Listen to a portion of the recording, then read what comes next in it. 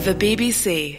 Well, let's start with the latest in the third round of the Masters Golf at Augusta. Ian Carter can bring us the latest. It's looking good for the world number one at the moment, Dustin Johnson. He's got a short birdie putt to come on the par 5 13th, and were he to hole that, which I fully expect him to do, it will take him to 15 under par and 4 shots clear of the field. His lead was only a couple of shots until a few moments ago when Justin Thomas 3-putted from off the back of the 12th green.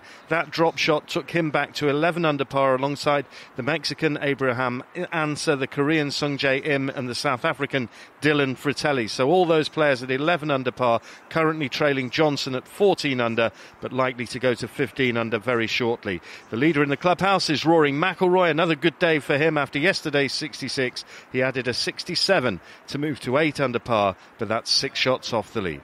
Thank you, Ian. Commentary continues over on 5 Live Sports Extra. In rugby union, England made an emphatic start to the Autumn Nations Cup as they beat Georgia by 40 points to nil at Twickenham. Jamie George's hat-trick helping them to a comfortable 6-try victory.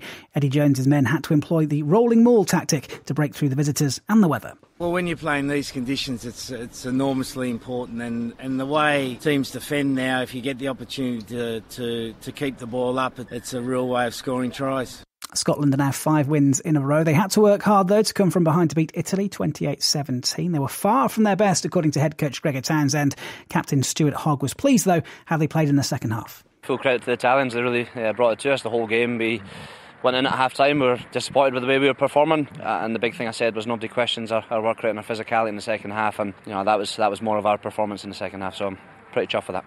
Women's Six Nations champions England have gone 1-0 up in their test series against France. They won 33 points to 10 in Grenoble. Jess Breach scoring one of their 3 tries. The two sides meet again at Twickenham next Saturday. Derby County are looking for a new manager after sacking Philip Cocu. They're bottom of the championship, having won just once in 11 games.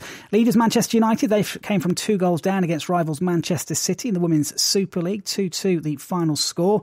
World Cup winner Alex Morgan, she made her first start for Tottenham. She played the first half as they drew 2-2 away at Bristol City. Birmingham City won 1-0 at Aston Villa, whilst Everton and Reading finished 1 apiece. Now, Racing Point's Lance Stroll took a sensational maiden pole position for tomorrow's Turkish Grand Prix. World champion Lewis Hamilton, though, will start from 6th after the Mercedes driver struggled in the wet conditions. There ain't no finding no grip.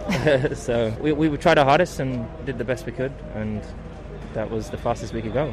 I mean, the track feels terrible. I mean, it's just like driving on ice. For whatever reason, some people can get the tyres switched on a little bit better than us.